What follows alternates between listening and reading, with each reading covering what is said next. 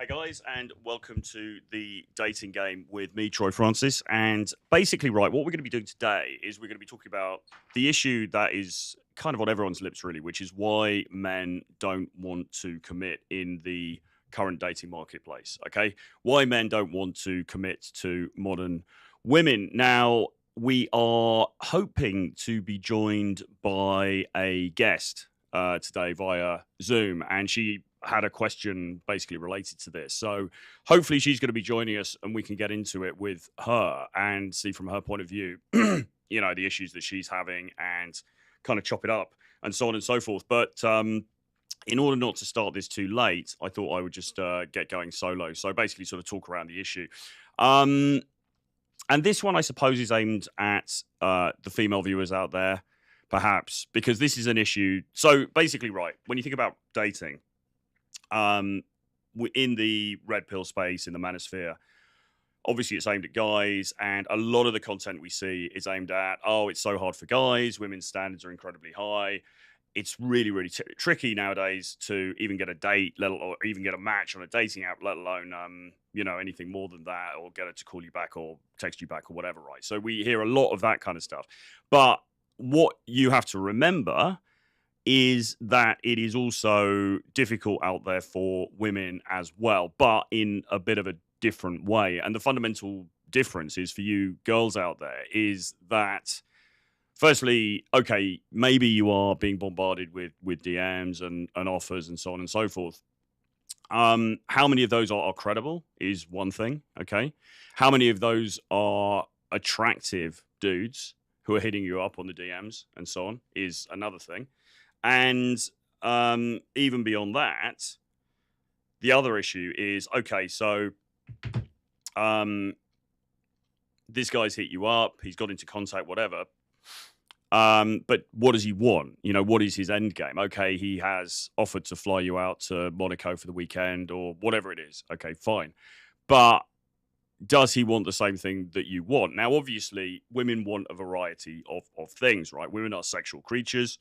Arguably, you could say women are more sexual than men in some ways. So it's not that women don't want casual sex and enjoy that, but often, frequently, what women are really looking for is a bit more than that. Okay, they're looking for a guy that they can, you know, who isn't just going to be a pump and dump sort of a dude. And ultimately, of course, because, you know, the fundamental reason for all of this is procreation, all right? You know, women looking for security, and they are looking for somebody who's got good genetics to pass on to their potential offspring, okay?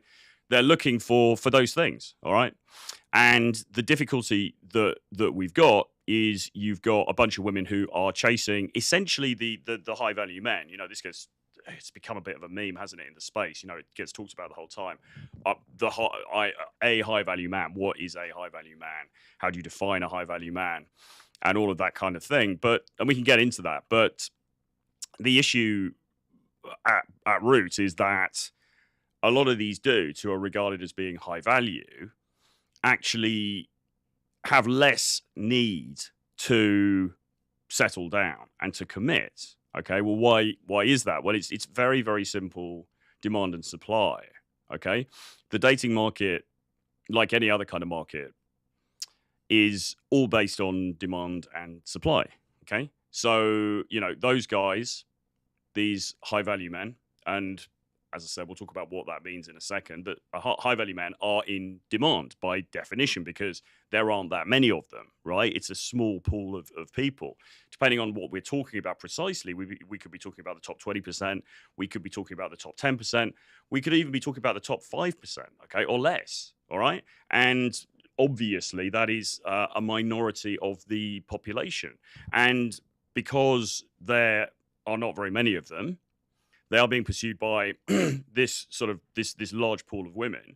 And that means that they have multiple opportunities. Okay. So, and think about it like this as well. It's not that men inherently don't want commitment. Okay. It's not that men inherently don't want relationships, or they don't want to settle down, or they don't want to meet, you know, the right person. But men are also obviously very driven sexually as well. Okay. Particularly when you're younger and you're looking to get out there and have fun and spread those wild oats and all the rest of it. And on that basis, right? If a guy is being bombarded himself with offers for sexual opportunities, okay, then it becomes very hard for him to settle down on that one particular woman, because even if in many ways he may want that, his biology might be pulling him in a different direction. Okay, so the very fact that we've created this very, very difficult situation for both sexes, whereby and the reasons for this have all been discussed ad infinitum, but basically, because women no longer, rely on men in the same way that they once did, financially and all the rest of it, what that means is that, just double check on it over here, what's happening over here. And by the way, put comments and questions and things into the chat, and we can deal with them as we go through. So what that means is that now women, it's not a question of a woman sort of having to just settle down with a guy who works in the local baker's store, or a guy who works in the laundromat, or a guy who works in the local filling station. Okay, there's no need for her to do that anymore, because she can make her own money, she can have her own career. The desire to get married and to settle down seems to be being pushed back anyway till later in people's lives, certainly into their 30s, maybe even beyond. So, women aren't in any hurry, and they certainly don't feel any compulsion to get it together with a guy that they consider to be certainly of lower value than them, and really even of equal value to them. Okay. And what's happening is that the market is being sort of artificially distorted, whereby you've got all of these women who objectively might be on a lower level than the top value guys, probably in many cases are objectively on a much lower level than these top value guys, but they're all chasing these same guys, this top 5, this top 10, this top 20%, however you want to define it. Okay. And well, so what that means is basically the majority of women aren't happy because there's only a small number of those dudes, and they're not all going to get one, or they're not all going to get one to commit. And the majority of men are not happy. Certainly the men in the bottom 80% are not happy because, they're not getting any action at all. Or if they are getting any action, it's not probably the kind that they want. They're probably not getting the quality of woman that they want, the kind of quality of the dating life that they would like. All right. So it's tough on both sides. Now, the only people who might be doing well out of this are the guys who are at the very top of their game. Okay, the guys who do have those opportunities, who do have that choice, who do have this like vast, collection of available women out there who are throwing themselves at him. Okay, that dude may well be enjoying himself, and many guys, they are enjoying the fruits of that. Let's not make any mistake about it. There are plenty of guys out there with a bit of money who look decent, who dress well. They live a kind of cool lifestyle. Maybe they drive a nice car or whatever it is, and they are having a great time. I've said before many times, it is in the history of this planet that we're all living on, it is one of the greatest times to be a bachelor ever, right? Because now a regular guy, I say regular guy, I mean, obviously these aren't, what I'm describing is not by definition a regular guy, but a guy from a relatively normal background who gets his shit together can live a dating life or a kind of romantic life that once would have only been enjoyed by a very, very small elite of probably royalty and the aristocracy and so on. Okay. And he can do that on a very, very high level. Okay. It really is this just incredible explosion of opportunities for guys who are considered to have value. Okay. And it's been facilitated by the smartphone, by the dating apps, by the ease of travel, the relative, it's not so expensive necessarily to travel. We've got all of these different applications where we can communicate with people all over the world. Technology has really blown open this whole dating thing so that it's become this worldwide market, okay, of opportunity. And as I say, there's a small group of dudes who are, they're really taking it to the max and they're having a great time. But are they going to be happy long term? Well, not necessarily. Because as I say, it's not that inherently every man just wants to be a playboy for the rest of his life and just go around randomly sleeping with loads of different women. It doesn't really work like that. Actually, most guys. So I've worked as a dating coach for the last decade or so, and taught guys professionally all over the world. And what you find is, the reality is, most guys who come to people like me for advice and for guidance, what they're really looking for actually is just to meet a nice girl to settle down with, just to meet a nice woman that they can form a relationship with, and maybe at some point get married and have a family and all the rest of it. That's the truth of the matter, is the majority of dudes are looking for that still. Okay, contrary to popular belief, because I think there's a sense out there that every guy is some kind of crazy. Cheers. It's England, it's the UK. Time for a cup of tea. Nearly 3 o'clock. Yeah, I think there's a perception out there that every guy is this promiscuous kind of player, and that's all men want, because men are pigs, and they're very bestial and stuff like that. Actually, that's not been my experience from most of the guys I've met. It's certainly it's certainly been my experience from a few of the guys I've met, and a few of the guys that I've worked with. And I suppose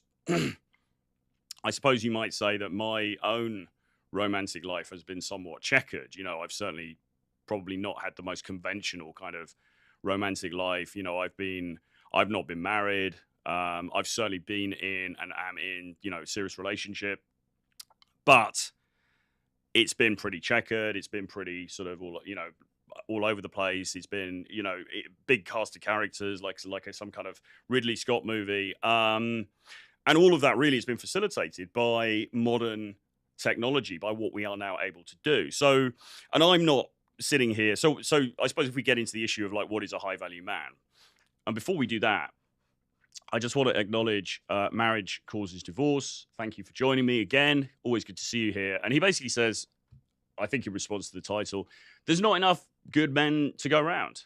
Women go their own way. Women going their own way. Yeah. So broadly, I hadn't read that comment before. Thanks for putting the comment in the chat, man. I appreciate it. And if anyone else has got comments or questions, then put those in the chat also. But yeah, I mean, he's right. Okay. And I was having this conversation actually last night or the other night with my girlfriend, and she was saying, and women, they may not be watching videos like this. They may not be aware of, that they're not sitting around watching red pill content or whatever, but they're aware of this, and she was saying, well, do you think that the problem now is that women have leveled up, to this point where they kind of don't need men anymore, or at least they certainly don't need men who aren't of the value that they feel they deserve? And in a way, yes, I would agree with that. I wouldn't quite put it in that as harshly as that. I think that's a little bit harsh on men. I think what's happened is that women have been, as we know, afforded many opportunities over the past decade, certainly over a lot of the last century, and then certainly this century, that they just never had before in the history of the world. And that is, it's great that there is equality, right? It is great that my sisters were able to go and get an education. They're able to go out and get jobs. They're able to make their own decisions as far as who they wanted to marry and have relationships with and all that kind of stuff. Obviously, all of that is great. But, at the same time, we've also seen this deregulation in the dating marketplace. And as a kind of I suppose, unwanted or unexpected consequence of the sexual revolution and the rollout of contraception to the mass population, plus the reduction of any kind of shaming around sexual activity and sexual mores just kind of going out the window in most of the Western world. As a kind of result of all of that, what we've created, what we've all jointly created together, is this situation where, as I say, there's just, as this Marriage Causes Divorce says, there's not enough good men to go around. Now, then you get into trouble. If I say something like that, I get into trouble, because then guys will say, well, you can't just blame the men, right?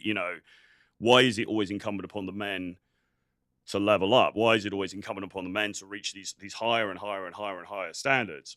When really, as a woman, all you need to really do is be born relatively attractive, stay kind of in shape and look cute, and you're going to be afforded with opportunities that guys, certainly young men, just couldn't even dream of.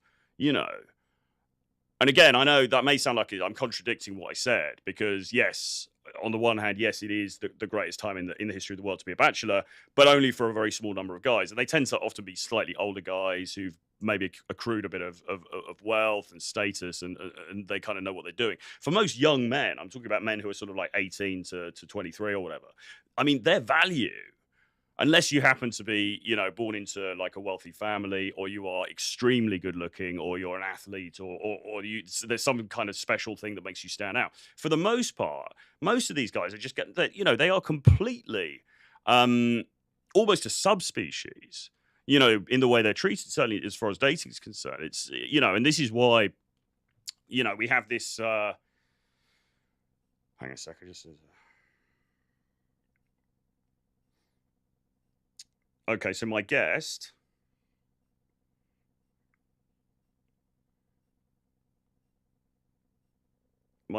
is going to be coming on in a little bit.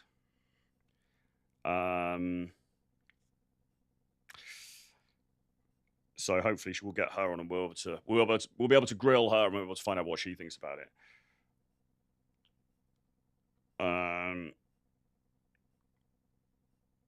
Okay, fine. Right, I've lost my thread now, but yeah, we've all created this very sort of regrettable, unfortunate situation that I don't think anybody's really happy, unless you're a bloke with a load of money who's not particularly bothered. I say a load of money. I don't want to overstate the importance of that, but you're a guy with resources and a bit of riz who looks good and probably has an interesting life and has a bit of chat, and then you can be very happy for periods of time if you want to have pretty indiscriminate sex with a bunch of different women, right? But as I said, the truth of the matter is that actually, really, most men don't want that, or at least they don't want it long term. Now, I saw a video just the other day with Dan Bilzerian. I don't know if you guys saw this, but Dan Bilzerian, obviously famous playboy, all of those photo shoots on the yacht, surrounded by loads of girls, and just having these crazy kind of sexual encounters, this amazing sort of promiscuity, and this wild sort of off the charts kind of life, which he became very famous for and obviously monetized. And Bilzerian was being interviewed, and he'd kind of gone full circle. And this is often what happens with guys who, when they get a bit older, he sort of said, well, he said, on a quiet day, I would be having sex with 2 women a day, at least 2-3 women a day, minimum. Okay, that was on a kind of a quiet, like a Tuesday afternoon or something, right? When things were really pumping, it would be even higher than that. Now,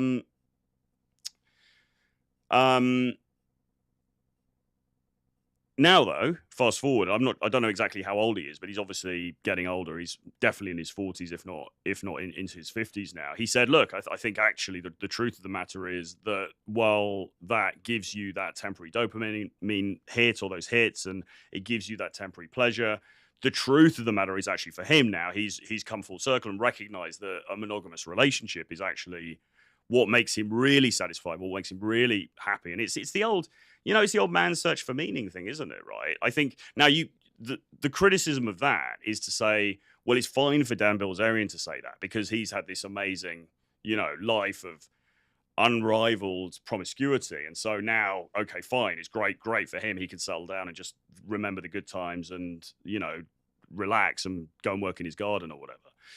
What about the guy who can't even get a date? What about the guy who can't even get laid in the first place? And that is a fair criticism. But nevertheless, I think Bilzerian's point stands, which is that most of us, if we're honest with ourselves, right, the unbridled promiscuity that is enjoyed by the top 20%, the top 10%, is great in a way, in a very superficial way, but it doesn't actually make you happy and content on any kind of deeper level. And what we're all searching for actually is something deeper. Okay. But the problem is, to go back to the beginning, that women are not going to settle for dudes who they don't think are high value enough. Okay. So as I say, it's this kind of, and none of this is going to get any better either. This is what you have to realize. Like none of this is going to improve anytime soon, because technology is only increasing at an exponential speed and an exponential rate, And look at ChatGPT, right? I don't know, when did ChatGPT launch? It was like I don't know, like last year or something like that. ChatGPT. We're now on ChatGPT 4, and I mean, there are faults with it. I use it for certain things. I think it's great for idea generation. I don't think it's as good as a human being at many things yet, but look at how fast that technology has exploded, okay? And look at how quickly the whole world got changed with the advent of social media and with the dating apps and so on, okay? So, and this is only going to speed up. So we're not going to see anytime soon any kind of reduction in what's happening. In fact, it's going to just, I mean, God knows what things are going to look like in the next 10 years, in the next 15 years, in the next 20 years, okay? But I mean, we're certainly not going back to the 1950s, put it like that. So marriage causes divorce says, I don't think men understand that they have a burden of performance because women have the pregnancy risk. That's true. And this is kind of how it is. And it's, I mean, on the one hand, yeah, we can complain about it and we can sort of say, well, it's unfair. And how come this girl's kind of mid and she looks nice in a bikini and so she gets invited to the yacht party and I have to work in McDonald's and no girl will look at me. It's, yeah, it is unfair. It is unfair. You know, life's not fair, right? And it's, as I say, a lot of it is based on simple demand and supply economics. And if you are not in demand for whatever reason, then you're going to get fucked over by that. And that's just how it is, okay? So the question then you, as a guy, you have to ask yourself is, well, okay, so am I going to am I going to just sort of cower in my room and complain and moan about it and whine and cry about it on the internet, or am I going to try and do something about it? Now, of course, it's not possible for everyone to become some kind of super elite male model multi-millionaire. It's just obviously that's just not realistic for most guys, but you can certainly level up significantly, okay? And I genuinely believe this of every guy, myself included, all of us. Self-improvement is a lifelong game, okay? It's a lifelong pursuit. And we should be pursuing it all of our lives. We should be working on it all of our lives, pushing ourselves up to that next level, okay? Continuously. And, you know, if you're not doing that, then you've only got yourself to blame. Now, as I said, you can complain and you can sit there and say, well, that's really shit. How come I have to do all this stuff when she gets a free pass? Well, like marriage causes divorce says, women, of course, have the burden of pregnancy, okay? So women are ultimately taking on the greatest burden of all, which is the creation of human life, or the carrying and the gestation and then the production of human life, okay? So, you know, the fact that men are asked to step up to the plate prior to that, because she's only going to do that with a dude that she thinks is worthy. Well, I mean, guys slip through the net, but you know what I'm saying? Like, in general, she's looking for the best possible male that she can get in order to do that with. So Carter Bryant says, how old is your current girlfriend? And do you think age gap relationships work? I'm talking about 15+ year age gap. Well, actually there's a bigger age gap than that between me and my girlfriend. And yes, I think age gap relationships can absolutely work. I don't want to be cliche and say age is just a number, but it kind of is. I think it's about the way that you guys interrelate. I think it's about the energy between the two of you. I think it's about the way you communicate, the way you vibe, and all of those other hippie-ish kind of terms that don't really mean anything, but we all kind of know what we're talking about. So I don't think that age... So the exception I would make to that, actually, though, is if she is in her very early 20s, or maybe even, you know, she's in her late teens or early 20s, and the guy is 10 years, whatever years older. That is, I'm not saying that can't work, and I'm not saying there's, you know, anything morally reprehensible about that, but I think that when a woman is in that very early period of her life, then it can be difficult to maintain that, because she's got such a lot of experience still to have, and the chances of you guys going the distance is relatively small, I would say, unless, you know, maybe she's from a religious kind of background or something like that. But even then, you know, those women get FOMO after a few years, they're with the guy and maybe they marry the guy, and then they're like, oh shit, all of my friends were out partying, having a great time, and I, f- I tossed all that aside for this chump. I wish I hadn't, and now I want to go out there and have my fun. So, but I think if the woman is older, and I think if and I say older, like in her mid to late 20s, and so on, and then the guy is older than that, yeah, absolutely. I don't see age as being a huge factor in it, really. I think you can get on with people who are younger than you. You can not vibe at all with people who are the same age as you. I don't think age is the predominant factor in whether that's going to work or not. I think it's maybe it's a factor, but I think it's quite a small factor overall. Unknown says, I think it is a matter of intelligence. Women are more comfortable seeing artificial kind of intelligence. They make them feel less compelled to turn to men to use intelligence. I could be wrong. I'm not quite sure. What do you mean by that? And by the way, Carter Bryant, if you've got any thoughts on what I said about age gaps, put it in the chat and we can carry on that conversation. Unknown, I think it's a matter of intelligence. Women are more comfortable seeing artificial kind of intelligence. They make them feel less compelled to turn to men to use intelligence. I could be wrong. Are you talking about AI here? I'm not quite sure what he means by that. Maybe you could clarify. SJ, Troy Francis, thoughts on girlfriends and wives on pods. Always seems to be a carnage brand case, and point Sartain on whatever, or Destiny and wife. Lol. Well, I mean, people are free to do whatever they want to do. I mean, I said to my girlfriend jokingly a few times, oh, you should go on a podcast and we can have it out and everything like that. And, I don't think she would ever do it. But, well, I hope not anyway, because I think I was saying like, oh, you should do it. We can go on a show. We could probably get on a show with Pearl or something. It'll be great. It'll be fun. We can have it out and blah, blah, blah. And, and she was saying like, yeah, I can get all the audience. They're all going to agree with me. They're going to see my point of view and, fuck you and blah, blah, blah and all that. So we're having some banter. I think the reality of doing it is a very different thing. I don't think she would do it anyway because she's, I don't think, I could be wrong, because she's quite a private sort of person. She probably doesn't want to get involved in that kind of rigmarole, that kind of circus. If people choose to do it, then that's okay. There are obviously downsides to it, particularly when things, don't work out. Like with, the whole Melina and Destiny thing. The only thing I would say about that is, I think Destiny's been pretty stoical actually about that whole thing, which I would say is to his credit, really. He obviously, whatever happened. They divorced.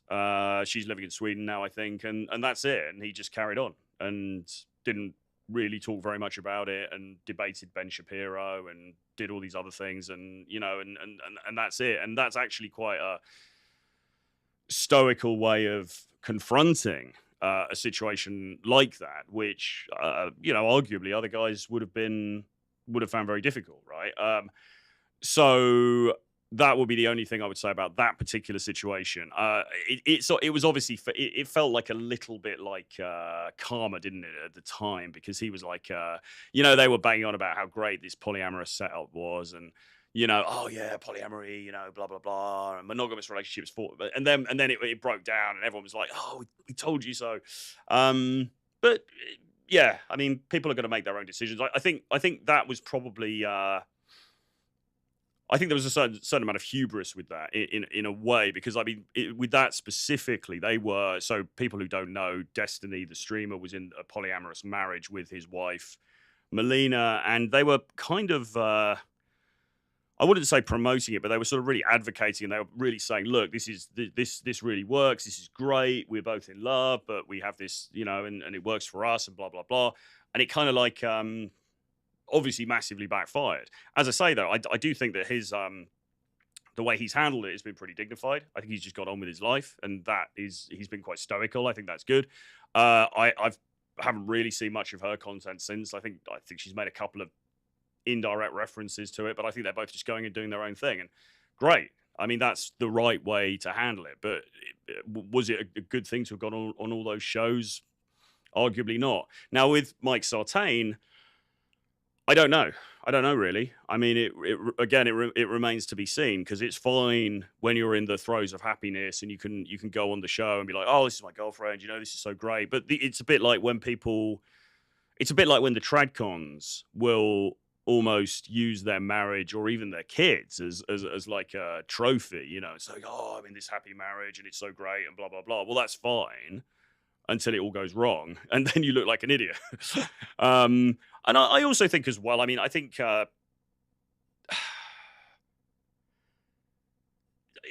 some people, it's very obviously a marketing tool, isn't it? Because it's very obviously like, look, this is the girl that I'm with. She's very attractive, and so therefore, why don't you buy my course? Because you can then get an attractive woman like this, and there's nothing wrong with that. I understand why people do that, but is that it's is it ethically the does it really respect the sanctity of whatever that bond is that you guys have got? It's almost like you're sort of like commercializing your relationship to this person. It's been like, yeah, you're hot, all right, come on camera, and then I can sell some more shit. So I don't know. I think it's very much a poison chalice. It's not something I would be particularly keen to do. Well, certainly not with my girlfriend. I mean, there was an ex-girlfriend that I had, and I did discuss it with her a few times because I thought it would have been quite funny to get her on, just to talk about what it was like to date me and everything else. It never ended up happening in the end. She's with someone else now anyway, so I don't think she'd do it. But yeah, it probably seems like a better idea at the time, before actually doing it. And then SJ says it's carnage, don't do it. I mean, I did say to my girlfriend, like, oh, we should go to Miami, we can go on Fresh and Fit, blah blah blah, it'd be funny and stuff like that. I think she would probably be happy to come down and watch the show being recorded. I don't think she'd want to really get on the table, and as I say, I'm very well led to regret it if she did.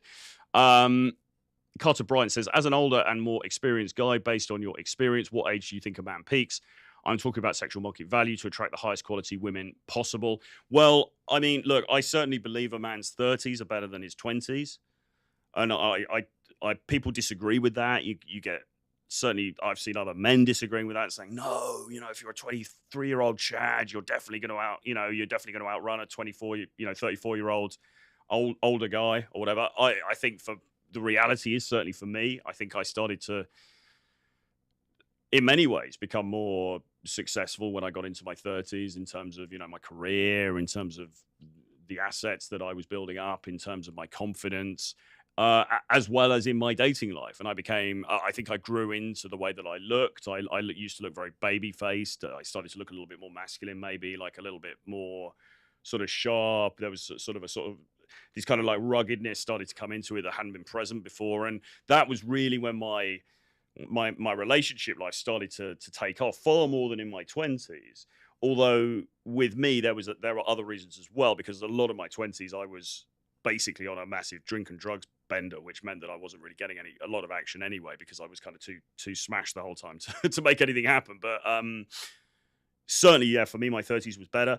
As you get into your 40s, could I confidently argue that life is even better in your 40s? I think it very much depends on how you look after yourself. To be honest, it really does. I've seen a lot of dudes. I mean, I'm now 50. Okay, I turned 50 a few weeks ago. I think it's quite recent. All right. I think I'm still hanging in there as far as the way I look. I've been doing a lot of training, so I'm in pretty good shape. Obviously, I like to try and dress well. I like to try and present well and everything else. Is that going to be the same for every dude who's my age? Well, obviously not. I walk around, I meet guys who are younger than me, who I objectively look older. Okay. And objectively, not only do they look older physically, but they kind of like, they have this older energy to them as well. They've got this dad kind of thing going on about them. Are those guys going to be attractive to the peak of young, beautiful women? Well, probably not. Okay, so it very, very much is an individual thing. Okay, it very much depends on how you look after yourself and how you maintain yourself. But I would certainly say your 30s are pretty good. And for me personally, I mean, even into late 30s, um, it was really, really, that was my most prolific period until for me, actually, then when I got into my 40s, there were some very prolific periods then as well.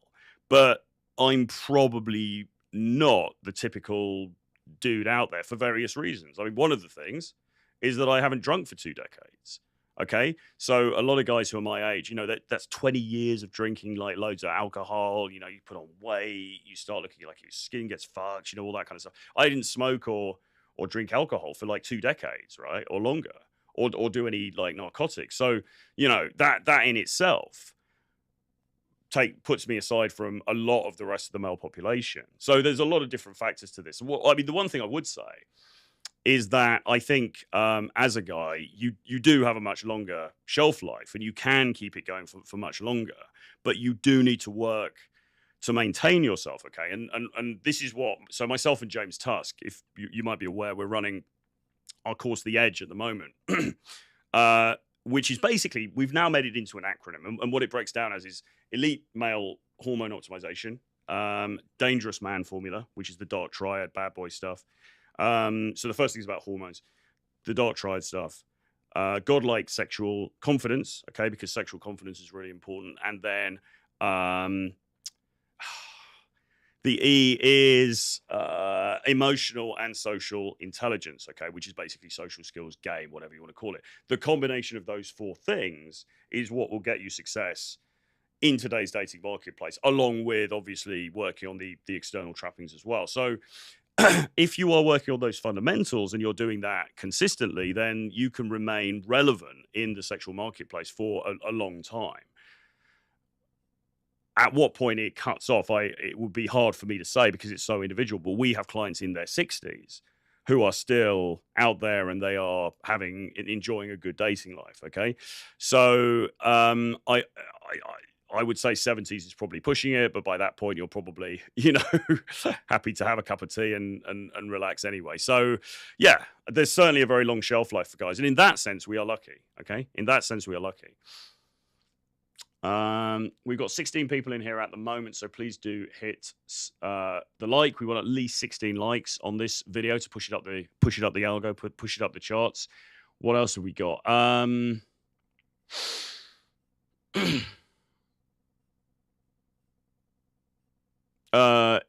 So Unknown says, yes, I mean, AI would make women choose whoever the guy they want, not necessarily the most intelligent one, and rely on AI for the intelligence part. Yeah, I suppose so, but I don't know how much of a turn on intelligence necessarily is in itself for women anyway. I mean, I think it is a bit, but I'm not sure. I don't think that's the biggest risk. I think the bigger risk is that women. There will be some way that women can. I guess there probably already is, but there's some way that women can kind of get impregnated without needing to have a man, and then she's got these amazing AI kind of sex toys, and then it's like, well, I genuinely don't need a man anymore. I think it's going to be more that rather than because I don't think.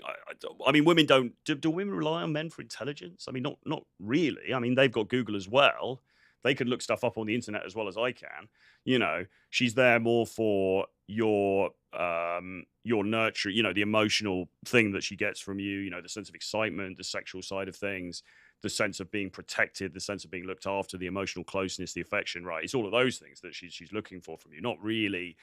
Not so much intelligence, I don't think. Although unless you want to say, well, as a byproduct of intelligence, you can gain resources and money, which is somewhat true, although not every rich person is super intelligent, but whatever, you can say that. But, for the most part, intelligent but kind of nerdy guys aren't necessarily like slaying it out there and dating, are they?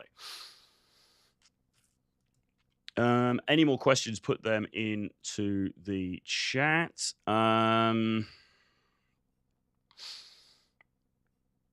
Sartain girl embarrassed him on the pod, was funny, to be honest. So, okay, I didn't see that. So when was that? What podcast was it? And can you explain what happened? That would be kind of interesting.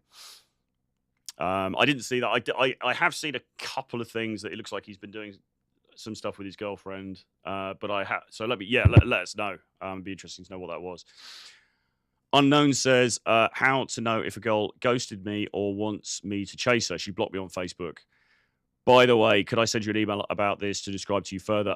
Yeah, if you want, Troy at realtroyfrancis.com. Okay, so send the email to Troy at realtroyfrancis.com.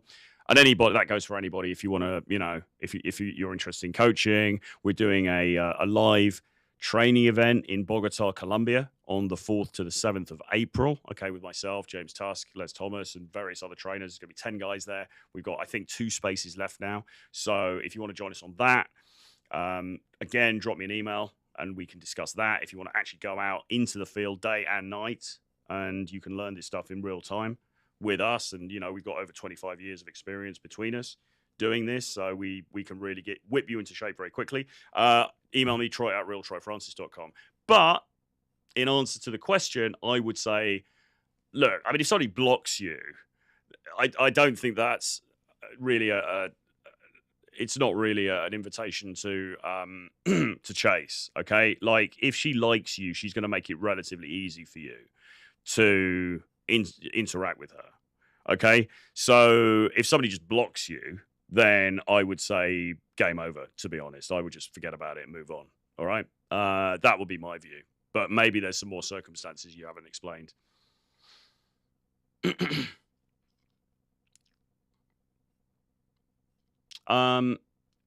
There's a couple of questions here. So Adita says, what you think how it will change dating marketplace?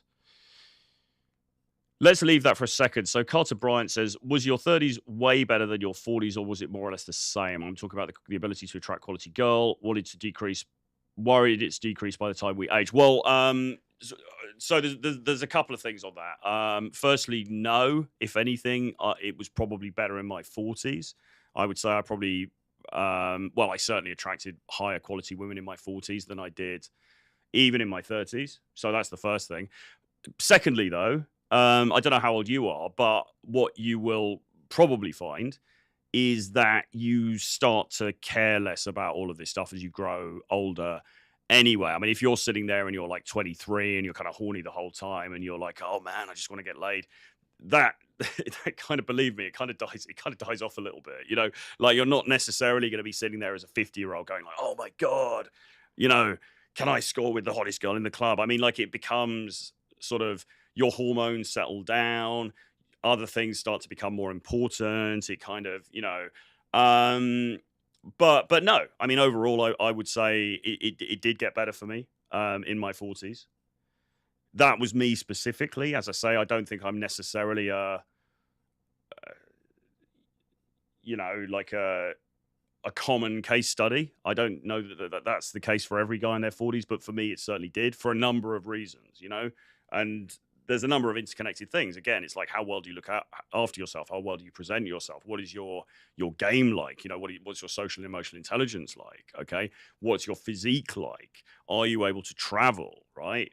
How well are you able to present yourself and create emotion in the women that you interact with? There's so many. What are your resources like? I mean, look, let's not cap. I mean, I'm not talking about paying women, but it becomes more important, doesn't it?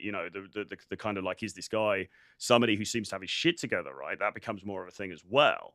So there's so many different factors to it. It's going to be kind of different for everybody. But like I say, if you're maxing out or attempting as much as you can to max out on all the different areas, particularly the ability to create emotion in the women that you deal with, because that's where most guys fall down, even if they do have money or they are decent looking. Okay, if you can cover off those things, then your runway is pretty long, but results may vary. Okay, because we're all different. I've kept most of my hair, which is quite good. I mean, that's another issue that dudes will often come into. Although being bald doesn't mean that women aren't attracted to you. It's not like that, and there are obviously things you can do. But I'm just saying, for everybody, is going to experience this slightly differently. All right.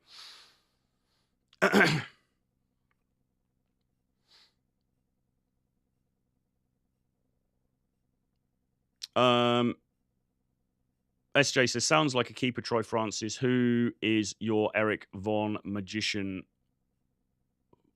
oh, when is your Eric Von Magician pod? I don't know really. I mean, like I do know Rob Baxter. I've only met. He's talking about mystery. I met him once in Ukraine actually, and I don't really know him. I do know Rob Baxter somewhat, and I guess I could talk about doing something with them. Would they do something with me? I don't know. I mean, you know, they've done some pretty big shows so far. Would I want to do something with them? Yeah, I think it would be kind of cool to talk to them. I mean, I think their approach to it is somewhat different to mine, which you will see. I did a breakdown of the appearance they did on the show with Fresh and Fit. I did a breakdown of their appearance on Fresh and Fit, and yeah, I mean, I think the way that they do it is probably not the way that I would personally choose to do it now at my age. You know, although Mystery is older than me, but it seems like they still like to go to the clubs, to the parties. They like to be out until 7 a.m, go to the after parties or the Hollywood Hills, and do all this super social stuff. Not completely unsimilar to the Sartain stuff, actually.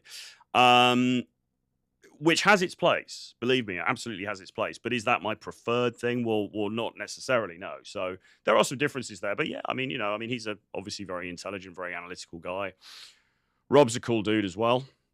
So Carter Bryant says, can we still get into the Edge, which is the program we're running now? And how much does the program cost? So to just get into the online program, £579. Okay, now if you would like, and bear in mind, this is a 12-week program. Okay, so we've got this running for 12 weeks. Okay, it is pre-recorded video content that's drip fed on a weekly basis out to you, plus live webinars. We've done a couple of those already. We've done an intro one, and we've done one about male hormone optimization. We're getting in experts from all different fields, from things like physical fitness and nutrition through to, rears and sort of sexual confidence, through to, we're even doing one about psychedelics this time, right? We're covering off so many different things about masculinity and what it is to be a man and what it is to be an attractive man in 2024. With all of these different like experts coming onto the panel. So it's not just myself and Tusk. We've got a whole bunch of different people coming in to give talks. All of those are pre-recorded, and obviously you get access to all of those as well. Plus you get access to all the ones we did in 2023. And you're in WhatsApp groups with us. So you're in a WhatsApp group with me and James and Les Thomas, just as an individual group. And we will monitor your progress on a more, personal level. Say one-on-one, it's more like 4-on-1, but you'll be in a group with us, and then you get into the main Edge WhatsApp group as well, where there's a whole bunch of other students. There's a great sort of sense of like camaraderie and good vibe over there happening too. So it's a really, really powerful thing. It's going really well so far. We are actually really only like a few days into it though. So if you do want to join, drop me an email again, troy@realtroyfrancis.com, and we can have a chat about it offline, and we can get, I'm sure we can figure something out. And then if you would like to come along to the event that we're doing, the live training that we're doing in Bogota in Colombia, which is going to be on the 4th to the 7th of April. There's still a couple of spaces available for that. It's going to be pretty wild, to be honest. Myself and Tusk leading the charge, taking you guys out day and night, and really just sort of like showing you exactly what you need to be doing in daytime situations, nighttime situations, night game, whatever, and really just tutoring you on a minute-by-minute basis, correcting your faults as we go through, helping you optimize the things that you're doing well, pointing out the things that aren't going so well for you. Really, like it's called a boot camp for a reason, right? It just really kickstarts you in this whole process. So when you go home, you've had a load of reference experiences under your belt. Plus, hopefully, you've had some results from it as well. It gives you a real spring in your step, and you've had us observing you and feeding back to you exactly what you need to be doing in order to get better. Okay, so so again, drop me an email on that as well. I put the I put the email address in the chat there, troy@realtroyfrancis.com. So just anybody who's up for that, drop me an email and we can have a chat. But yeah, I mean, it's definitely, all this stuff is definitely learnable. A lot of guys are coming at this from, quite frankly, a position of a lack of knowledge, really. Like a lot of guys, the old expression, you don't know what you don't know. Okay? You don't know what you don't know. And a lot of guys, it's not that there's anything inherently wrong with them. It's just they kind of don't know what they're meant to be doing, if that makes sense, because they haven't been taught it. Sorry, just look at this message. They haven't been taught it. They haven't, maybe they haven't had a strong masculine father figure in their lives. I mean, certainly, and even if they have, I mean, maybe their father didn't really teach them about, the ways of dating. I mean, certainly, it wasn't something that was ever discussed in my household. So, this stuff is not always intuitive, right? I mean, there are some guys who are quote unquote naturals and they kind of just get it, and maybe they've had a lot of very positive early experiences with women, and that's set them in good stead. But for a lot of dudes, they just don't know what the hell they're doing, really. And that's no detriment to them. It's just how we're brought up, particularly in modern society, right? Because modern society doesn't favor masculinity. Okay, if anything, masculinity is suppressed, or certainly stigmatized and demonized and made to be seen problematic. Okay, and yeah, it's a tough world out there for guys who are sort of coming into this. And I certainly, I don't envy anybody who's like 18 now, who's coming into the dating world, or 20 or something like that. I think it's very hard, but there are things that you can do. Okay, and again, often the greatest way to save time, and remember, time is your most valuable asset, because it's the one thing you can never get back. You can get money back, you can make more money, you can never get more time. Having somebody point out to you and tell you exactly what you need to be doing and what's going wrong and what isn't happening or what isn't working for you massively speeds up the process of getting better with this stuff. And I mean, let's face it, this is one of the most important areas of your life, if not the most important.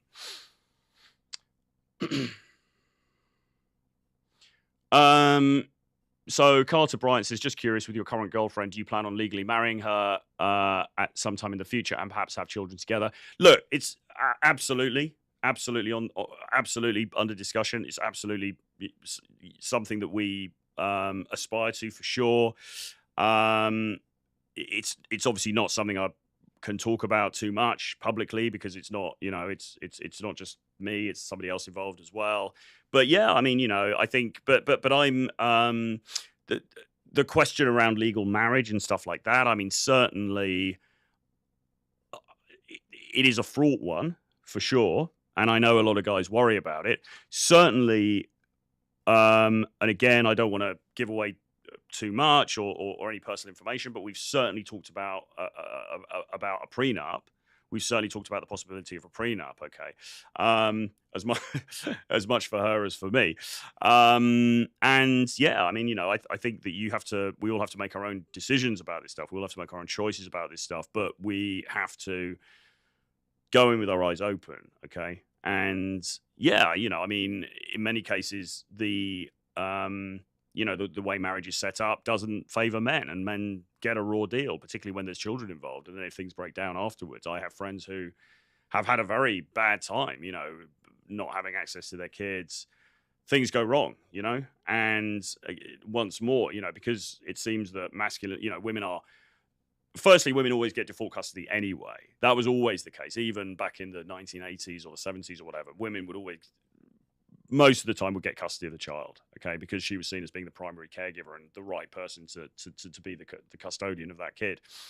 Certainly that's the case now, and it seems to be pretty easy for women to make it very, very hard for their for the fathers to have contact with the children. And then there's the thing about splitting assets and all that kind of stuff. So yeah, there's a lot to consider, for sure. And it's something I've been very critical of in the past. But I think if you find the right person and you do it in the right way, whatever that means for you, then that is something that you can that's something you can definitely work on together, for sure. But it has to be the right person. And you're saying legally married. Well, one of the aspects of that is in what country, in what state. Say it was in the USA. Which state are you getting married in? What are the legal ramifications of that? Are you going to have a prenup agreement? If so, what are the terms of that prenup agreement going to be? I mean, I saw a news story recently that Ariana Grande paid her ex-husband, I think it was like $1.5 million or something like that in alimony. So it can go both ways. I'm not saying it. Look, I'm not capping. Mostly it's the guys that get fucked over, right? But it can go both ways. Okay. Particularly when the woman has assets, so that also kind of keys into it as well. There's a lot of different aspects to this, obviously, that you need to look into, or every person needs to look into, and every person needs to decide for themselves. The issue I think that a lot of guys are going to have is that, probably even more than me, you know, like a lot of guys out there ultimately will say, well, yeah, you know, I kind of like playing around and partying and going to Vegas and stuff, but ultimately, you know, I want to have kids, I want to settle down, I want to find the right person to do that with. And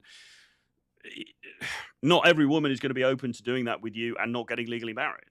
All right. So, you know, yes, you can sit on a podcast and talk about just being really alpha and holding frame and, you know, trying to make it happen in a particular way. But if she's not down with that, then what are you going to do? You know, yeah, you can leave her and find somebody else. But I mean, it's tricky, right? It's tricky. And it's very much down to individual specifics. Okay, so it's something everybody needs to think about for their own. But look, I mean, just here's the thing, right? Take the best legal advice you can get, okay, and think about it very carefully, and don't mess around with this stuff, because it's don't do anything rash either. You know.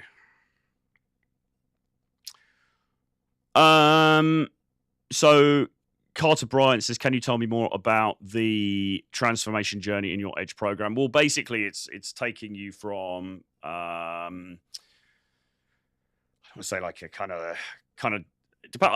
Firstly, everyone comes at this from a different angle anyway, right? People come into any kind of program about dating from a different. Some people are very proficient, but they just want to get to that next level. Other people are coming in right from the floor, and there's a lot of things that they need to get sorted out. But basically, what we do here is the very first lecture that we give is saying to you, okay, we want you to map out the hero's version of yourself. Okay, we want to map out the ideal archetype that you would represent. Okay, so if you could be anybody, and we don't want to overcomplicate this, but if you could be anybody, if you could walk into the room and you're James Bond, you know, you're super smooth, you're super confident, you have women who admire you, you have guys who want to be you, all of that stuff. Okay, what would that look like? How would that guy behave? Right? Break it down. Okay, visualize it. Right? Really, really put it together. Okay, and we encourage you to. That's the very first thing, because this is all about, effectively, it's like stripping an engine out of a car and then rebuilding the engine and putting it back in so the car is much more powerful. That's really what we're doing here. But as I say, we go across all these different disciplines. So there's what archetype do you want to step into in the first place? Like for me, I look a certain way, I have a certain kind of voice. There's a certain kind of archetype that I can step into more easily, right? Maybe I can step into a more James Bondy type thing, you know, a more experienced gentleman type role. Okay. If I was a different ethnicity, or I lived in a different country, or there were other things that were different about me, then maybe another archetype would be better for me. Okay, so you need to look at where you're at, and you need to think, okay, so what are the best? How can I be this, but a souped up on steroids version of this? And then we help you create that. Okay, but we also then look at things like male hormone optimization, because hormones. And that includes testosterone, but there are other things as well. There's a lot more to it than just that. Very, very important to be firing on all cylinders as far as that's concerned. We look at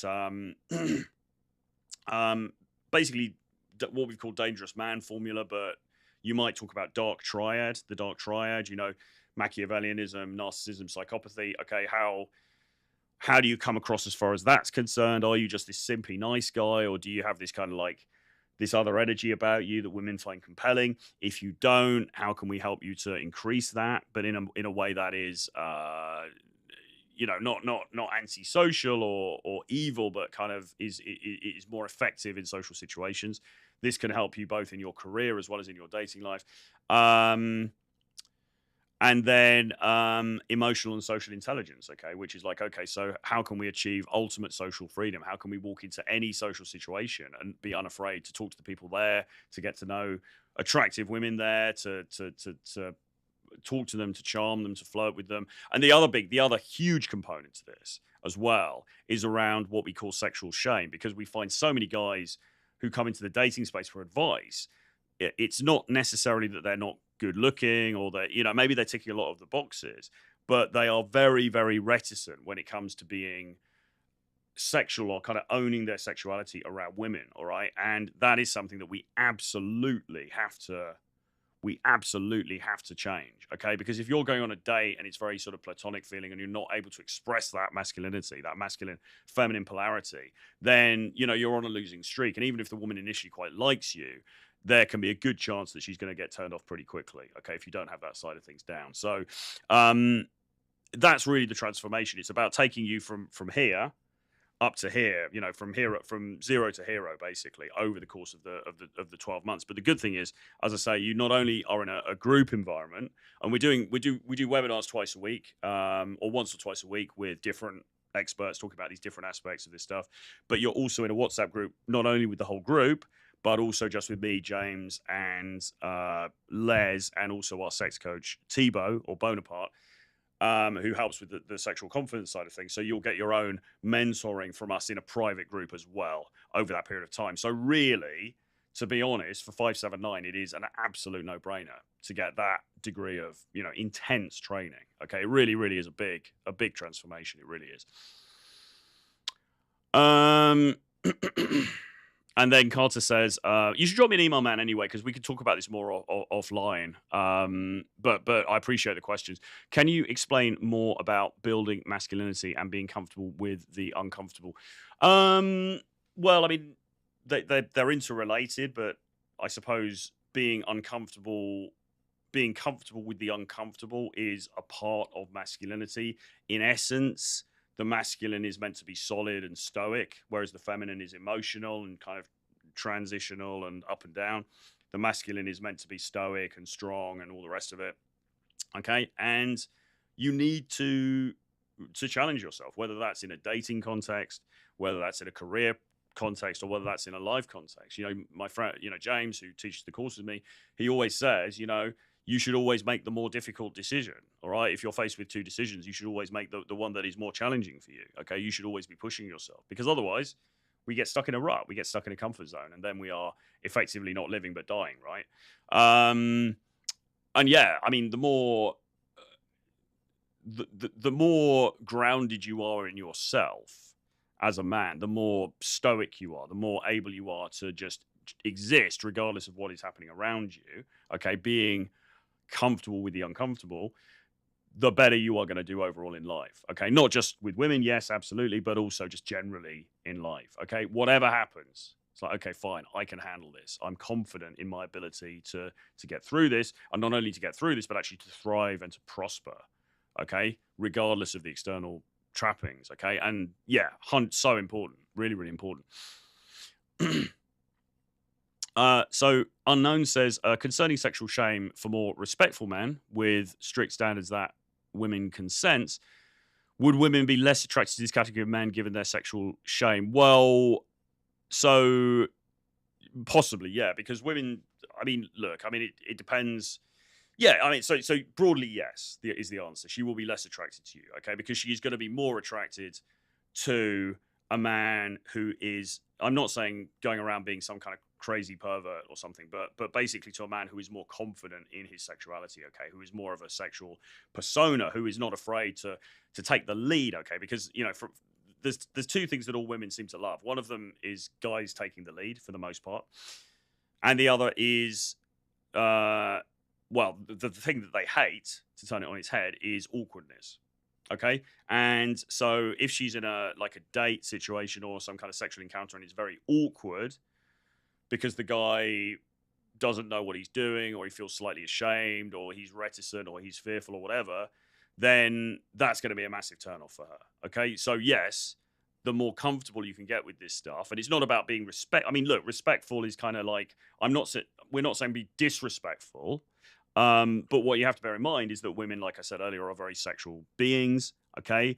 And so you have to recognize that and not sort of artificially put them on a pedestal, okay? You have to be on it, like I'm a guy, I am respectful. I respect you. I like you as a person. I want to get to know you as a person. But also underlying that is this sexual element, because that's kind of why we're here. And you've got to be prepared to own that and to be able to communicate that, but in a subtle way, not in a crude way, not in a disrespectful way, but just that's just how it is. And if it turns out that she doesn't see you in the same way, she doesn't reciprocate that feeling, then that's okay. But then you just, you go your separate ways and you haven't wasted any time. Okay. What happens too frequently is that dudes kind of end up in the friend zone because they, a guest here. So I'm going to let her in now and we're going to see Ruthie. Hello? Hello? Hi, Hey, how are you? I'm good, thanks. How are you? I am very good. I'm very good. You're kind of sideways on. Are you using Oh, the Yeah, that's good. That's good. yeah. That looks cool. Thank you for coming on. How is your day going? You having a good time? Yeah, it's been pretty chill for the most part. Very nice. Very nice. Whereabouts are you in London or are you based elsewhere? Yeah, I'm in London, Cool, North. man. Good stuff. Good stuff. Okay, so to be honest, it's quite late on now in the show. We've just been talking about, the whole thing about like commitment and why dudes don't want to commit and, Hmm. this whole like modern dating sort of scenario. But obviously that was the topic that you had. So did you have a specific question or a specific talking point about this that you wanted to go through? Yeah, so my question was just based around the issues surrounding commitment Yeah. and trust, because for the most part, I'm pretty sure the majority of people are looking for a long-term commitment and a long-term relationship. So why are people struggling to find these things if everyone is saying that that's what they're looking for? Yeah. Well, thanks for the question. So can I ask a couple of details about you first? Can I ask what kind of age Yeah, what age are you? I'm 24. Nice. Okay. Okay. Are you in a relationship at the moment? It's complicated. Oh, fair enough. It's complicated. That's all I can say. Yeah, it always is. Yeah. And have you found that guys have not wanted to commit to you in the past? Is that at the root of this? Yeah, it's not even me personally. So my personal situations have been like, there is the communication of commitment. It's just not the action towards it per se. So it's just a Yeah. thing that is said, but not actually acted upon. So it's just a So situationship, I would say. yeah. Okay. So what kind of guy are we talking about here? Are we talking about like what kind of age? What kind of profession are they in? What kind of guys do you tend to go for where this has been a problem? Um, well, from my experiences, they've always been older than me and mm, doing pretty well for themselves, I would say. I wouldn't say they are um as successful as they would hope to be or I would expect them to be. But Yeah. yeah, majority of the ones I dealt with were always older than me. So what kind of guy basically are you looking for? I mean, what kind of level of income are we talking here? Would you put a figure on it? Are there other things like physical attributes, like about, height, how good looking he's got to be? Do you have a certain like checklist of things that you're looking for?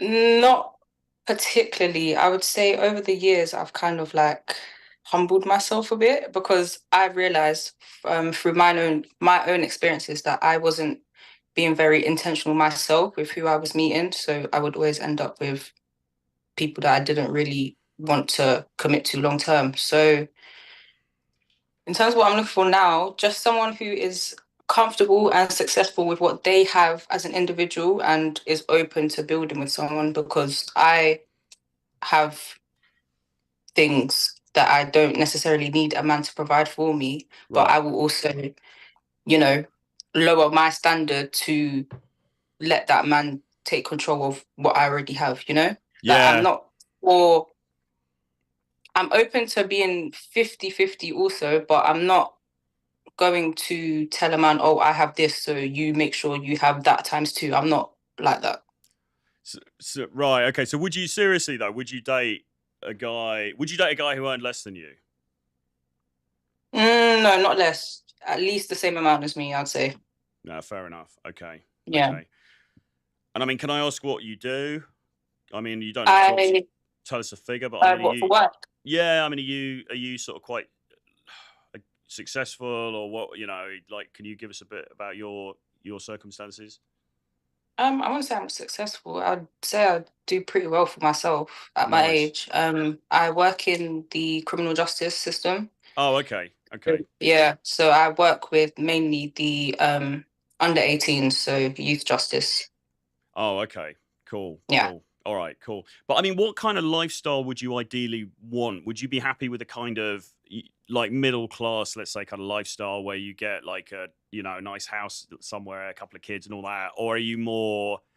Yeah, Would you what definitely. What about the whole Mayfair kind of lifestyle, going out on the town, all that kind of stuff? Are you into that, or is that not? Are you not bothered No, about that?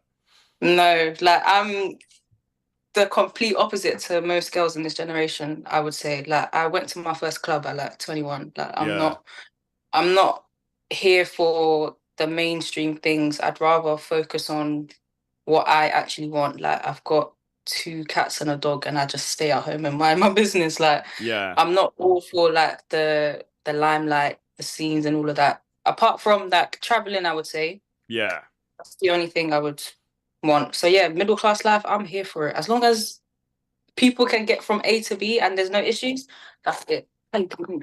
Yeah, no, fair enough. Yeah, fair enough. I mean, what kind of places have you traveled to? Are you into sort of like, are you one of those girls? Have you got a big social media presence? Are you one of those girls with like, loads of like travel shots and all that kind of stuff? Or Definitely no, no. yeah, I don't have a bikini picture. I think that says a lot. wow, high quality. Most We girls, got I high would say, quality have a women, bikini high pic. quality women on the But show. oh yay, yay. Okay, But yeah, no, I'm traveling. I haven't been anywhere like fancy, just no, like kind fair of like. enough. Fair enough. But So, what is it that you think then that is? Why do you think there is a?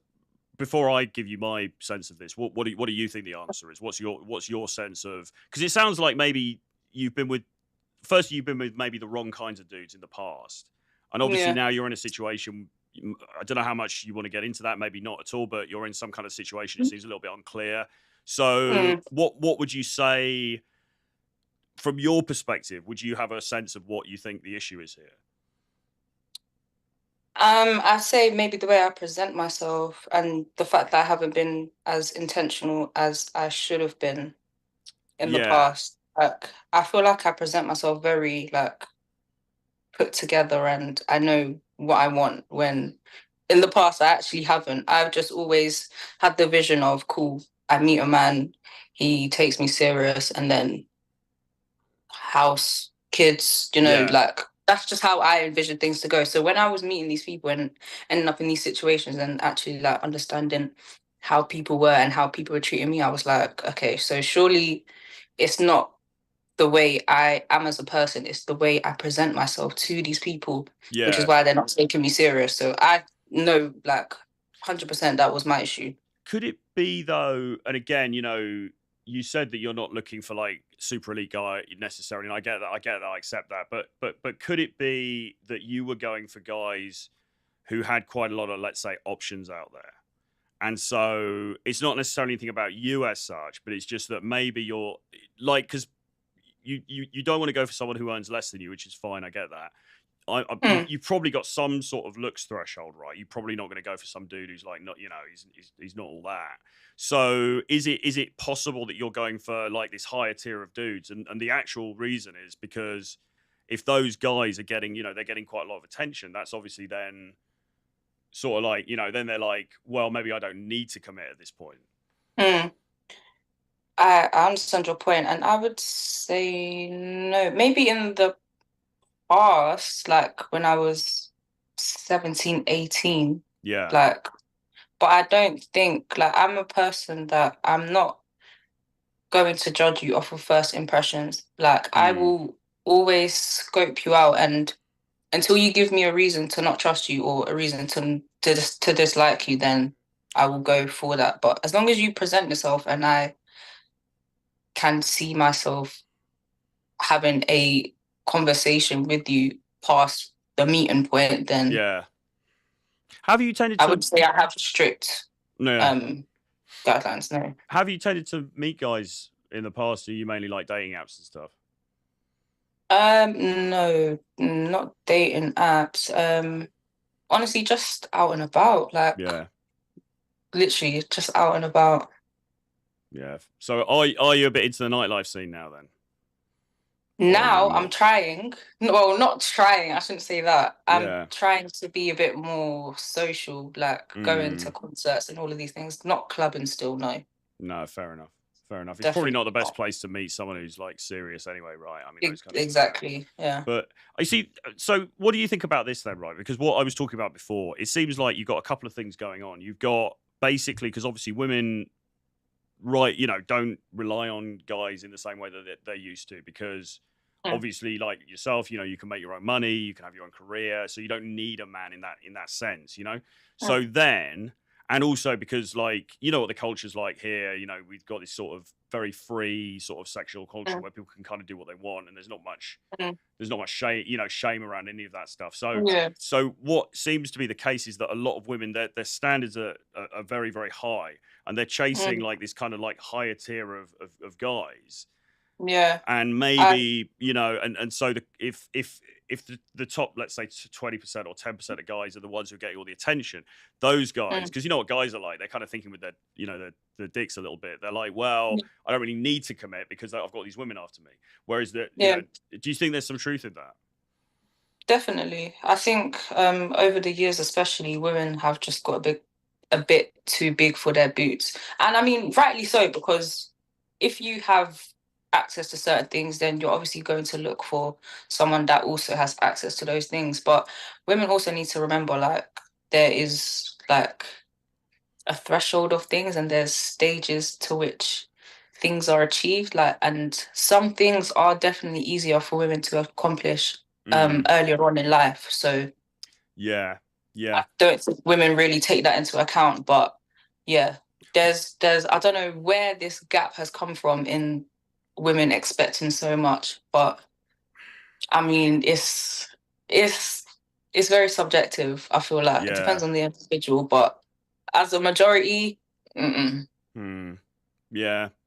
Well, I mean, when you meet a guy who you're into, and you think, right, I reckon, I could see something moving forward with this. What do you? It's the old question people always ask on these shows, but what do you bring to the table? I mean, what do you bring to the, like? Are you making an effort to like add something to his life other than obviously being attractive or whatever? Are you sort of like do you offer to help him? Do you find ways to try and support him and all that kind of stuff?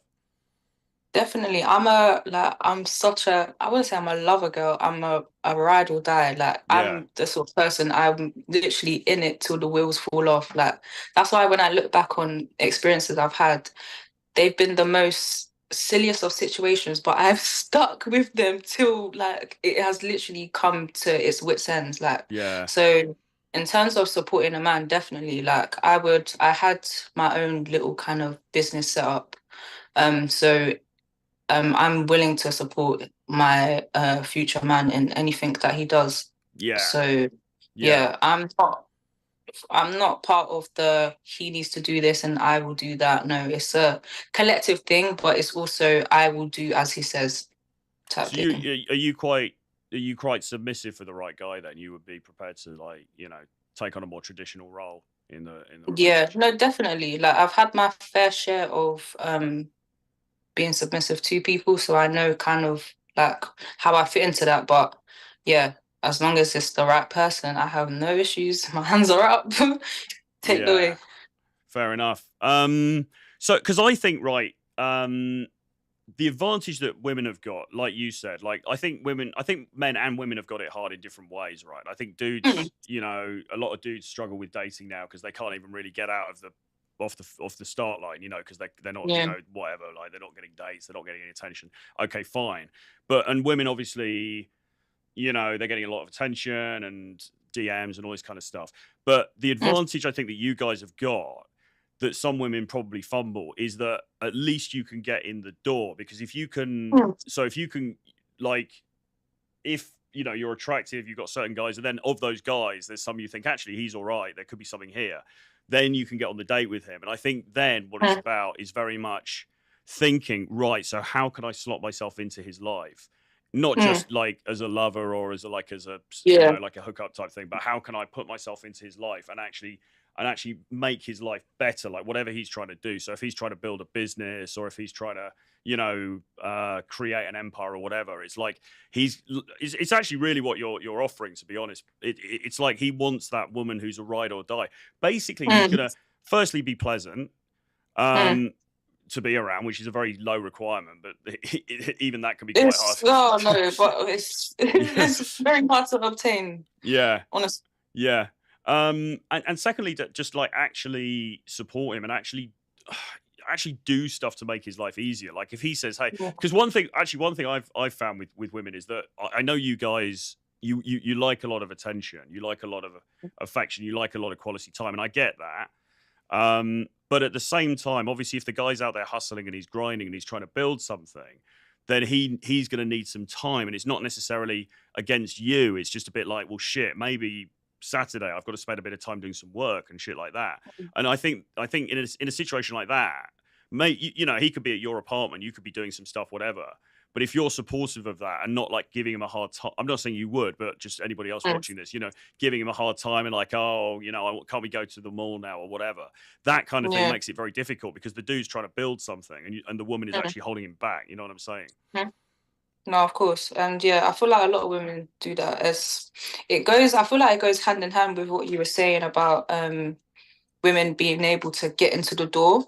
I feel like a lot of women, because they know they are able to get in the door, they feel like they have this unlimited power where they can literally have things in the way they want it at the time they want it. Yeah. So and then if I mean, do you think there's too much like churn in the cult? Like then if that guy, he just, this whole ick thing, this list of icks that's got bigger and bigger. And it's like, if the guy does any like tiny thing wrong, she's like, all right, fuck that. And she's on to the next one because it's so easy to, which is, so marriage was one of the commenters here just says, and I think you answered this anyway, does the caller want marriage, or does a 50-year marriage seem unrealistic? That's an interesting question. 50-year marriage in this day and age? Yeah. That's hard. Like, it doesn't seem realistic, but it is definitely achievable. Yeah.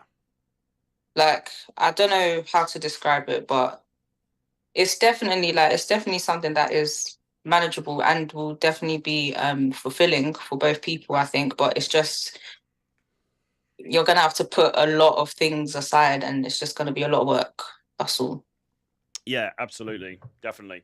So when you're you're with a guy or whatever, and you're like, okay, right, I want him to commit, but he doesn't seem to be committing or whatever. Do you tend to sit down and have that conversation with him, or do you try and move things forward, or do you just kind of leave it and sort of see what he does? Well, with me in the past, I've made like direct comments, and then they will respond, and then they'll act accordingly, I guess. I've never really like said, oh, like, what are we doing? Like, what is this? I'm just like, as long as I know I'm okay and the person I'm with isn't doing anything per se that is literally a detriment to me, then I'm not going to just out of anywhere be like, oh, like, what is it we're in? I will kind of scope it out and just like indirect here and there. No, but fair enough. Once I realize it's a thing that is just nothing, then no, fair enough. You make it exit. Fair enough. No, the only reason I mention it is because I think it is I think it's a bit more incumbent on the woman. Like usually when we're teaching guys, we normally say to guys, really you want the question of like, what are we? Are we in a relationship? You want it to come from her rather than the guy trying to do it, because without getting too like Machiavellian about it, you know what it's like. It's this power play thing slightly, isn't it? Where people don't want to show their hand. But I don't even mean it in that sense. I think that in answer to the original question, you know, if everyone seems to ultimately want to commit, then why are they Mm, not doing it? I think it's mm, because at certain points in their lives, I think a lot of guys actually maybe don't want to commit, because remember, guys are very sexual as well, right? And if you're mm, like a kid in a candy store and there's a lot of opportunities, I think a lot of, particularly like younger guys, maybe they ultimately at some point in the future, yeah, I'll find somebody, but like at the moment they're having such a good time, and those are the yeah. dudes that all of these women are chasing. So Mm, so I think that's the reason. Like they're not committing because they don't have to, or they're not being given a good enough reason to. So I think that the strategy for the woman is firstly and obviously you've got to be, as you know, you've got to be careful. You don't want to be too pushy and then you scare them off. yeah. But you've got to like be like, hey, look, you know, and obviously express those qualities that you have of being that ride or Mm, die, and just find ways, once you're through the door, find ways to support him and show that you're not just some other girl from whatever, you know, you can yeah. actually make his life better. And obviously Yeah. then, you know, it's this like in sex and things like that, obviously goes without saying that comes into it, but beyond that, Mm, it's like, all right, so, you know, am I going to be, if this girl's going to be supportive, I actually feel like I actually feel good when I'm around her, like I feel relaxed, I mm, feel like I can, you know. And I think all of those things are so key, really. I think, and also just not, yeah. you know, not giving him a hard time about. I'm sure you don't, but just not giving him a hard time about stupid shit. You know, Yeah. Yeah. because Yeah. No, but I say it all the time as well. Like, women piss me off. Like, women are really annoying, especially now. Like, there's a lot of things that women just like to complain about. And I get it. Like, there's experiences people have had and there's things on social media. But if it hasn't happened to you and if that person isn't doing it, shut your mouth. yeah, Just yeah, shut your mouth. Like, just relax. Relax. exactly. What's an ideal date for you then? If a guy's going to take you on a first date? Oh, I don't know. You know, I've actually never been on a date. I don't Really? Okay. know. All right. Okay. Okay. Um, So have you met? So when you say that, so how do these things start then? Is it more like this is the thing, yeah. Like I've never like asked to be courted and all of these things. Like I've never like I'm just if I so, like you and you like me, cool. Like obviously yeah, not fair, yeah. any and everyone, but it's just if you've got a good vibe and I see myself like chilling with you day to day, then Yeah. So would you? I mean, look, without prying too much, would you say? Is it fair to say yeah. you started off with more like hookups, and then you've tried to like transform it into something beyond that? Yes and no, because in the initial, it's not even a hookup at the beginning. I would say Mm, kind of just the way it is. Like it's a standard situationship, but yeah. it's not literally just that. It's I don't know how to explain it. Yeah. If you know, that's Yeah. all. So I understand. No, But yeah, it's kind of like what you're saying, like hook up into that, but yeah. not literally that. But yeah. I get what. Yeah. Okay. I get what you're saying. So maybe there's an element of that comes into it as well, because Mm, maybe well, you talked about how you're presenting yourself, and you didn't go into like massive detail about what you meant by that. But if you're mhm. sort of like if you're presenting yourself off the bat in a way that he thinks, okay, she's like a hookup girl, and then you're trying to Yeah, transition that, and it does happen, because I've exactly. been in relationships like it started like that and then it's gone somewhere, and it's Mhm. it's great, but like he might categorize you so that, and there's this Yeah. whole school of thought about if a woman should hold back, you know, sexually and all that kind of stuff. I was listening to this Mhm. audiobook the other day, and the guy was saying the, the guy was saying the woman should hold back on sex for 90 days. And I was like, Jesus fucking Christ. I mean, like, I don't think I can't see how that would be feasible in today's world, to be honest. Would never recommend that. But maybe like, maybe like, although actually I was on this podcast show in Vegas, and there was this woman, and she actually was sitting at the table, and she said, no, I make guys wait for 90 days. And I I was hear it. like, fuck. But yeah, it's just that's just very specific. Like, but I So, hear it. well, no. So, what I'm saying is, so I'm not recommending that, but maybe like holding back a little bit at the beginning and Yeah. making them chase you a little bit. You know, No, of course. yeah, and all of that kind of stuff, like making sure that they value you. Not Mm, 90 days is fucking unrealistic in today's world, and like who wants to do yeah. that? But you know, at the same time, making sure that he values you, he's got that respect for you, and you're also Mm, giving him those things that are really helping to support him as well. mm-hmm. And then as I say, you've got a great opportunity because you're going to get in the door with these guys, and then it's like, Mm. right, okay, so how can I now, make this one stick, Yeah, yeah, but exactly. This is what I was saying about how my issues in the past was me being intentional, because it's all great me knowing what I want, but if I'm not actually putting those things into practice and showing and having these conversations, then literally it's proof Yeah. within my history why it hasn't worked out. So Well, literally what you're saying. the other thing as well is I think this works for both genders. Fear of loss is a very big like Mm, motivator. You know what I mean? Like if he like how you put that into play is up to you, but if he thinks that you could at some point you could just walk away, mm, he's going to be much more likely to fall into line, yeah, Whereas if he yeah. thinks, oh yeah, whatever I do, she's just going to be there. It's not, then. So I think again, I'm not talking about like making threats or sort of like saying, oh, I'm going to do this or ultimatums and things. But if you can just give that Mm, sense, maybe pulling back a little bit. yeah, It's a weird dichotomy, isn't it? Because you seem like a really it nice. is. You seem like a really nice girl, and you seem like I can imagine in a relationship, you're probably very sort of like present, and you're probably like you're messaging and back and forth and all of that's great, but sometimes guys like the chase a little bit as well. Do you know what I Mm, mean? They also like that thing where yeah, they can't quite get that, like you know what I'm saying. So maybe there's an element of that, like just pulling back ever so slightly as a tactic could be helpful as mm, well, but yeah, and then when you do talk about it, say, well, look, listen, I like your you're a great guy. I like your company, but ultimately, this is the kind of guy I'm looking for. Is the guy who, he's serious about his woman. He wants to accomplish things together. He wants to build something together. mm, And then once he knows that, and then if you're pulling back slightly, there's a better chance he's going to be like, oh, fuck, actually, I better do something yeah. here. No, you're so right. It's true, because I also have used my trauma and led with that. So Okay.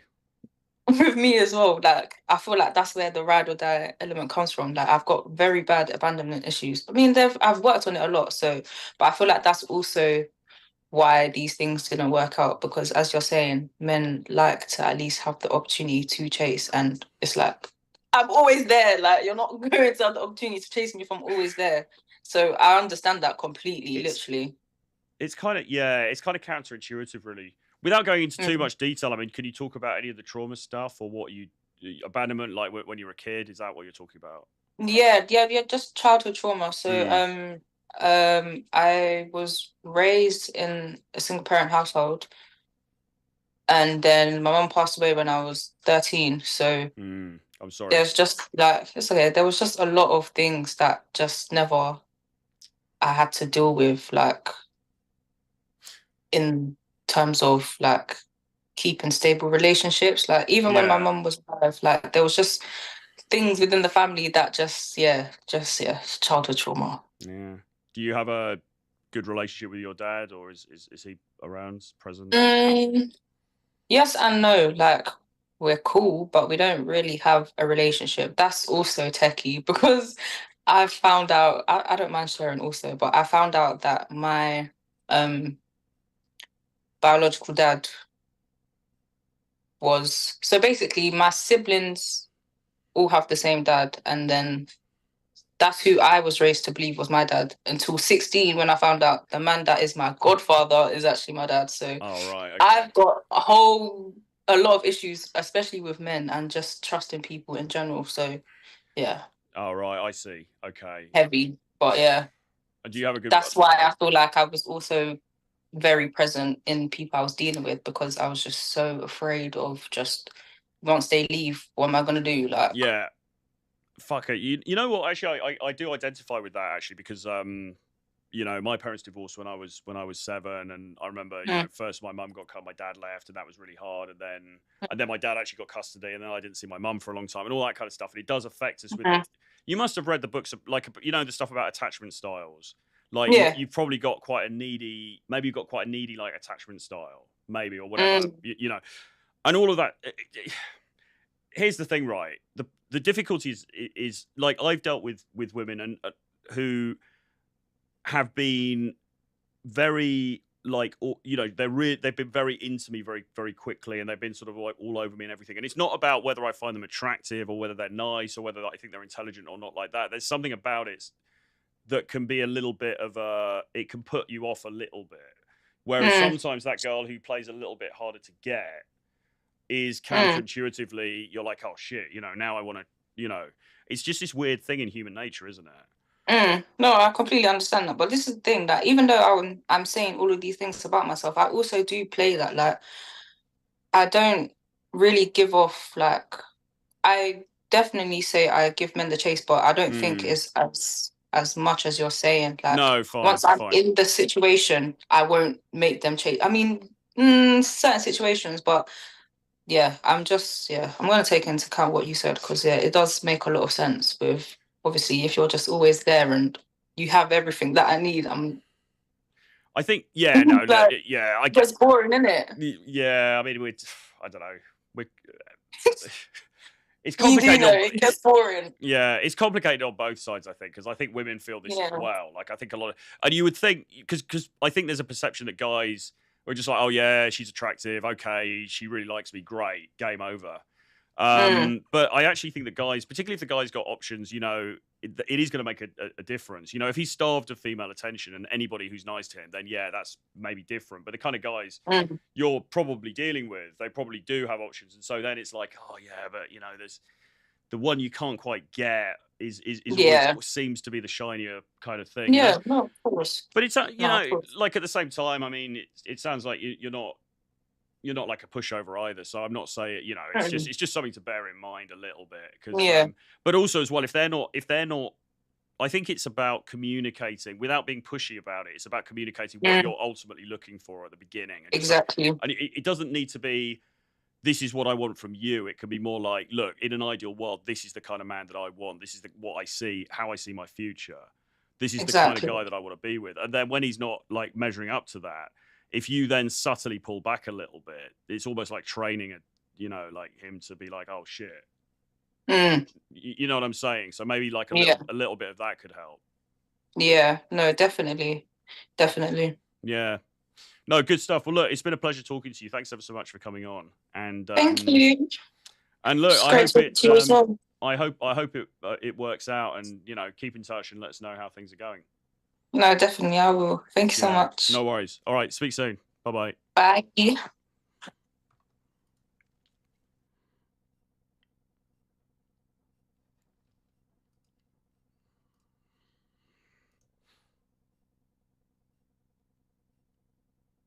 Okay, well, that was a very interesting conversation, and yeah, I mean, she seems like a cool girl.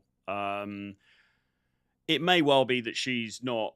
I sort of like that whole thing about like playing hard to get. I suppose it occurred to me as we were having the conversation, and it may well not be that she's doing that, but that might be helpful for other people out there, because as human beings, we've got this really fucked up thing where we tend to be attracted to that which we can't quite get hold of, unfortunately. And it would be really a lot better if we weren't like that, but we just are.